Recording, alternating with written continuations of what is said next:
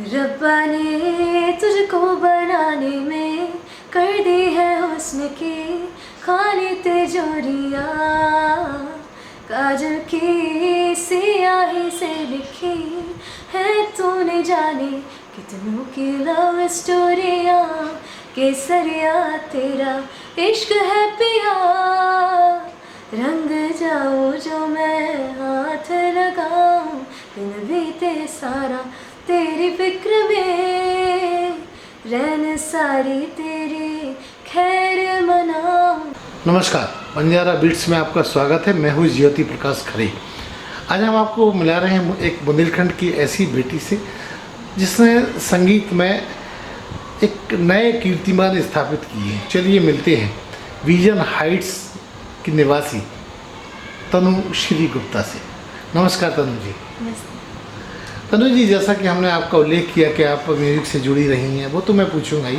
आप मुझे बताइए कि आपका कहाँ जन्म हुआ और आपकी अब तक शिक्षा कहाँ तक हुई? मेरा नाम तनुश्री है और मैं झांसी की ही रहने वाली हूँ और मेरा जन्म भी झांसी में ही हुआ है।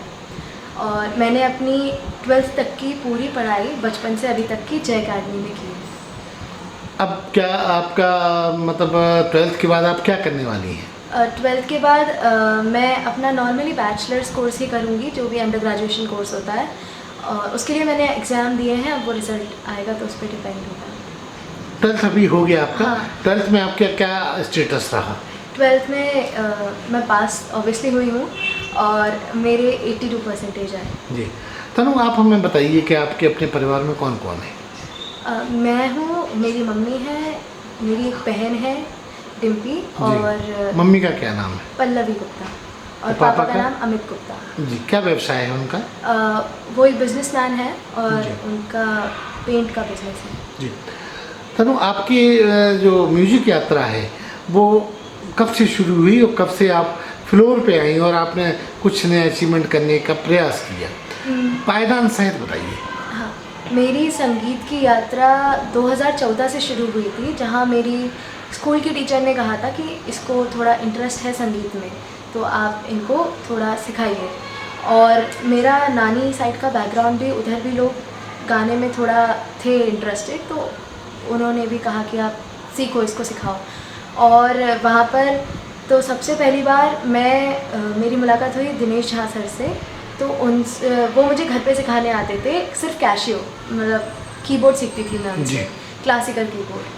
उसके बाद 2-3 महीने मैंने उनसे सीखा। मैं और मेरी कज़न दीदी भी सीखती थी साथ में, उनसे मैंने सीखा। उसके बाद मुझे ज़्यादातर ये इंस्ट्रूमेंट से ज़्यादा गाने में ज़्यादा शौक़ था।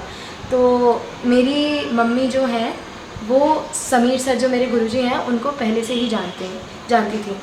तो फिर वो मुझे उनके पास लेके गई और फिर मैंने उन्हीं से, जो मेरे पहले गुरु हैं वही हैं पंडित समीर भालेराव जी, और उन्हीं से मैंने अपना क्लासिकल और लाइट म्यूज़िक, भाव संगीत सब उन्हीं से सीखा, जो भी सीखा है अभी तक का।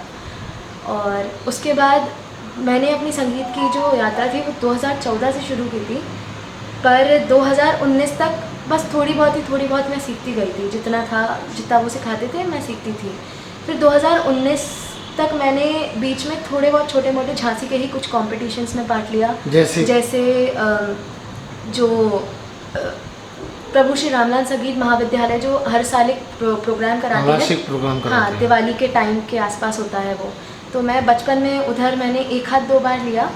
और उसके बाद जो मैं वहाँ हालांकि कुछ नहीं आई थी, मेरा कुछ भी नंबर नहीं आया था वहाँ पर 2019 में मैं पहली बार, मेरे गुरुजी ने मुझे दिल्ली जाने को कहा एक कंपटीशन में। उन्होंने बस ये कहा कि नंबर आए ना आए, आप जाइए और देखिए कि बाहर लोग कैसा गाते हैं और देखिए आप कहाँ पर आ रही हैं, खुद को कहाँ पाती हैं।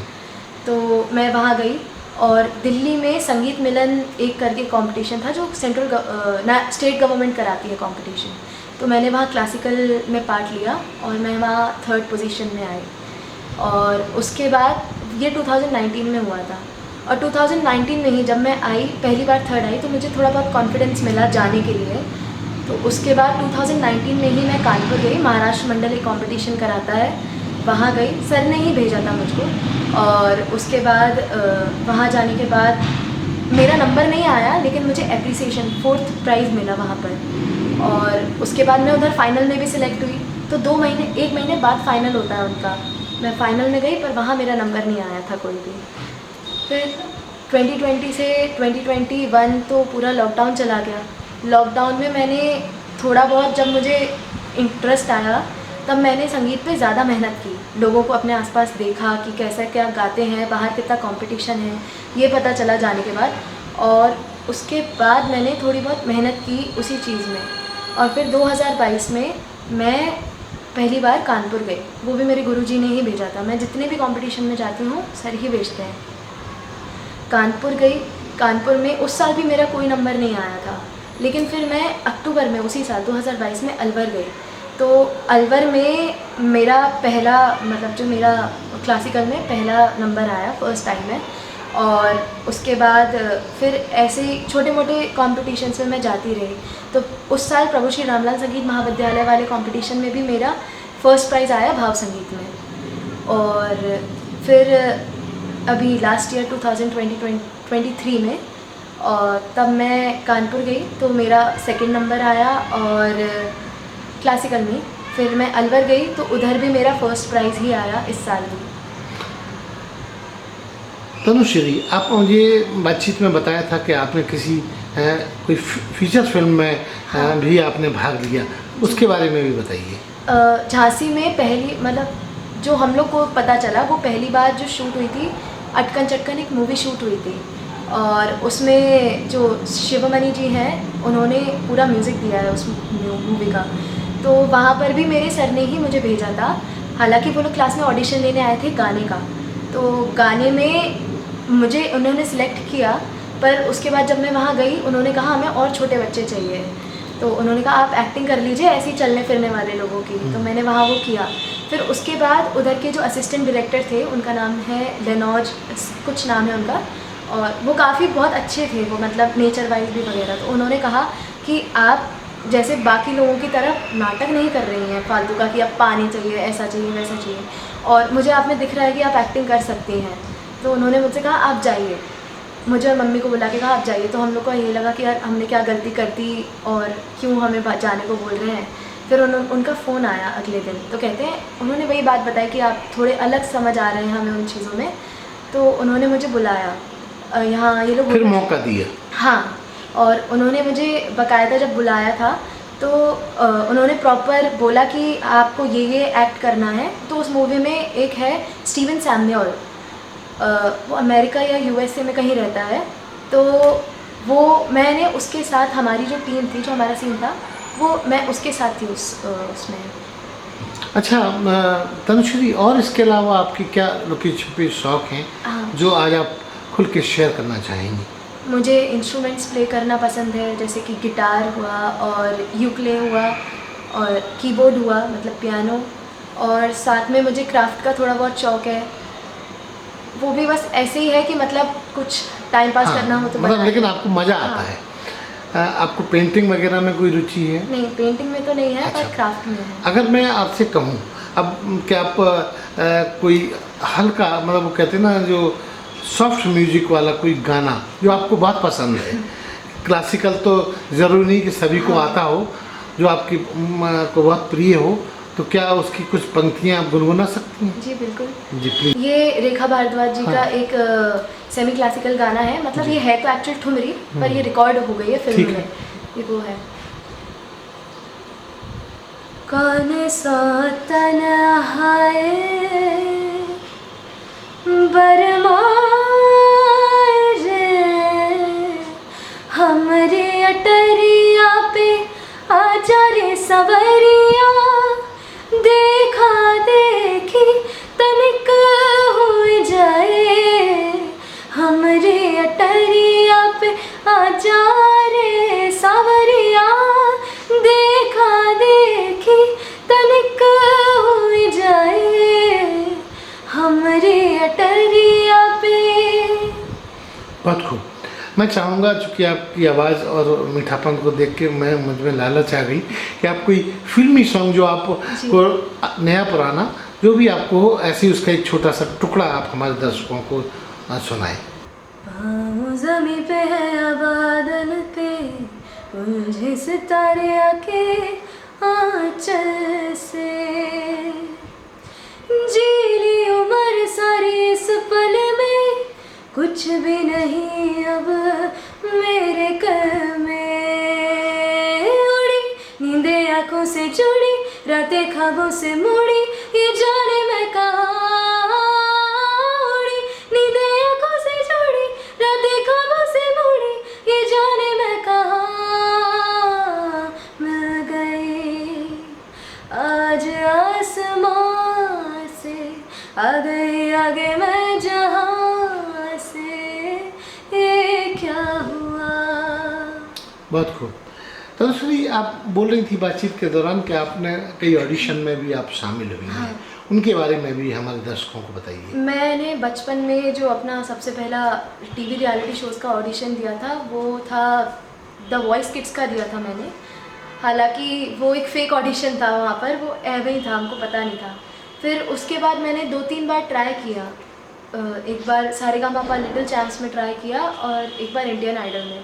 पर उनका यही होता है कि वहाँ पर आपको या तो गॉडफादर चाहिए या तो वो सिर्फ दिखावे के ऑडिशंस होते हैं मोस्टली। उसमें आपको सफलता नहीं मिली। तो फिर उसके बाद मैंने जाना वहाँ छोड़ दिया, मैंने उस चीज़ को बंद ही कर दिया पूरी तरीके से। इसके अलावा झांसी में भी बहुत सारी संस्थाएं आयोजित कराती हैं, इसमें आप कभी शामिल हुई?